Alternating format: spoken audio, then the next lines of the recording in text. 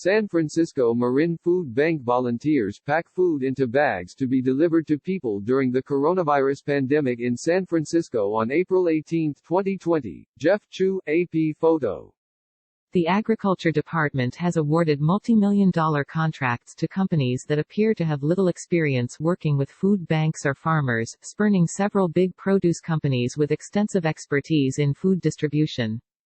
An event planning company in San Antonio, Texas, known for throwing lavish weddings and high-end conferences, was awarded more than $39 million, one of the largest contracts handed out by USDA under a new program aimed at matching up food banks with surplus produce, meat and dairy. Also on the list was a company that specializes in trade-related finance and one that sells health and wellness items for travelers. USDA late last week outlined some $1.2 billion in federal contracts for the program, which it fast-tracked under enormous pressure to do more to respond to supply chain disruptions caused by the coronavirus crisis. The new initiative has been hailed as a creative approach to redirecting food as millions of pounds of produce and milk have been dumped in recent months as the closing of restaurants, cruise ships and schools has upended supply chains. The goal is to buy up a variety of excess perishable food items, pack them in easy-to-distribute boxes, and then provide the boxes to food banks and other nonprofits where people in need can pick them up. But there are concerns about whether some of the companies awarded contracts can pull it off. When the Agriculture Department late Friday released the names of the companies selected for the program, numerous industry leaders were not on the list. It's puzzling, said Michael Music, president of Baldor Specialty Foods, a distributor based in New York.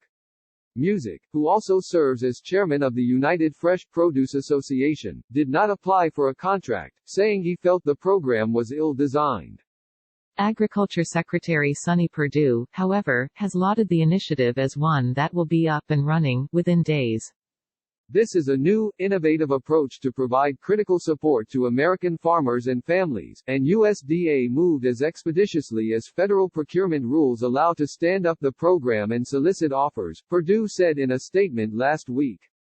The department did not respond to specific questions about the experience of some of the companies that received contracts but defended the overall structure. Successful proposals included many small businesses and those that will support local and regional farmers, which was part of the evaluation criteria for contract award, a USDA spokesperson said in an email. Federal contracts require strict adherence to the Federal Acquisition Regulation, FAR, and other regulations. There will also be a robust audit program as part of the initiative, the spokesperson added.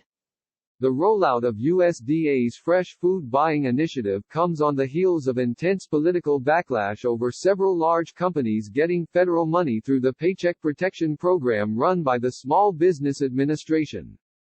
It's possible the Agriculture Department wanted to avoid similar criticism by primarily awarding the contracts to small businesses or lesser-known companies. However, some meat giants like Cargill $7.3 million and Tyson $862,000 are on the list.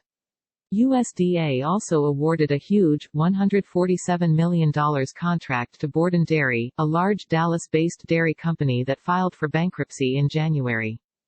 The new USDA program, called the Farmers to Families Food Box Program, is slated to spend $300 million each month on U.S. produce, dairy and meat products that will be packed in variety boxes and then sent to food banks and other nonprofits. When produce industry leaders saw the list of contracts issued Friday night, they were shocked to not recognize many of the names on the list. Most of the most well-known companies in the business, from large national names like FreshPoint, a division of Cisco, to more regional companies like Keeney Produce, based in Maryland, were left off. Music of Baldor Specialty Foods said it's clear that some companies applied without understanding what's really required to purchase, pack and distribute fresh food at the scale the program requires. It requires proper cold storage capacity and trucks as well as food safety practices, particularly for produce which is vulnerable to contamination. Under COVID, it's 10 times more important that you are handling products safely, he said. Music said some companies awarded contracts have already called him to ask if he can make the boxes for them. He said he declined. The most ire has been aimed at small firms whose qualifications to handle large contracts have been questioned. The $39.1 million contract to a Texas-based event marketing agency, the seventh largest contract on the list of roughly 200 businesses, has drawn particular scrutiny. CRE8AD8, pronounced Create a Date, a San Antonio firm with international offices, was chosen to supply hundreds of thousands of boxes packed with fresh fruits, vegetables, dairy, and meat products to food banks and nonprofits in the Southwest, stretching from Arizona to Arkansas. The company's social media include posts touting its services such as planning weddings and chartering private jets and yachts for C-suite executives for destination events. We didn't know the potential or even to what extent we could help, but we saw an opportunity to do some good during this challenging time and took a chance, CEO Gregorio Palomino said in a statement on Facebook. We had no idea we'd be asked to help on this level. It's truly awesome. The agency is hiring up to 125 workers to help get the boxes out starting by Friday, including chefs, project coordinators and safety specialists, Palomino told Politico in an email. Asked about the company's qualifications for a food distribution program, he said that CRE8AD8 has more than 20 years of experience in logistics, execution and fulfillment, and is partnering with a culinary team with lengthy experience in food safety and procurement. As they direct the food operations, we will lead with our expertise in coordinating and executing the logistics of fulfillment, labor management, regulatory and public communications and distribution, Palomino said. Food distributors say they are puzzled why such a large contract didn't go to a company with deeper contacts throughout the food supply chain. The wedding planner is the ultimate comedy of errors, said Brent Ehrenwert, CEO of Brothers Produce, a Houston-based produce distributor that applied but did not get awarded a contract. He said in an interview that his bigger concern is that the program might not meet its goal of helping both farmers and people in need. This deal is destined to crash before it takes off, he said. In recent days, Ehrenwert has posted numerous angry missives on LinkedIn, tagging USDA, media outlets, trade associations and industry leaders. We need answers. I don't care if I never get awarded another government bid again for all this, Ehrenwert wrote. I will not sit back and watch and the charities and our industry struggle in all this. Other industry members and nonprofit leaders have quietly groused about other companies on the list with unclear connections to the food supply, such as Yeg Inc., a California firm that offers business finance solutions.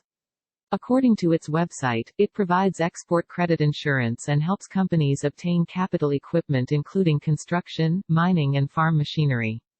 Yeg was awarded $16.6 million to supply fluid milk and dairy boxes.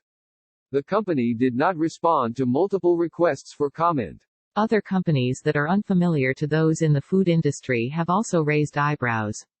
Travel Plus Well Holdings LLC, a small company based 50 miles north of San Francisco that sells hand sanitizers, lotions and other wellness products in airports and online, was awarded $12 million to distribute fresh fruit and vegetable boxes in the western region. The company declined to comment. Questions have also been raised about companies on the list with virtually no public information available. For example, Politico was unable to identify BE Co. Inc., which received an $800,000 contract to deliver fresh produce in the Mid-Atlantic region. The USDA spokesperson did not provide any additional background on the business. On Monday, the United Fresh Produce Association sent a letter to USDA with no fewer than 15 questions about how decisions were made on the contracts. This is not sour grapes from those that may not have been awarded. This is a genuine effort to ensure integrity and confidence in the program and that fresh produce actually gets to those in need in an efficient and cost-effective way, Tom Stenzel, CEO of the United Fresh Produce Association, wrote in a letter to the department on Monday. One of the questions raised by United Fresh and others is whether the businesses selected have what's known as a PACA license, something USDA likens to a driver's license for operating a produce business. The requirement stems from a Depression-era law aimed at ensuring farmers and others get paid appropriately after they sell a perishable product. While unknown to the general public, PACA is a huge deal in the produce sector. A company without a PACA license could have a difficult time finding buyers willing to sell it large volumes of produce for the boxes that are supposed to start going out to food banks soon. The awardees will have to move quickly to fulfill the requirements of the contract. The food boxes are supposed to begin shipping out Friday. The contracts extend through the end of June.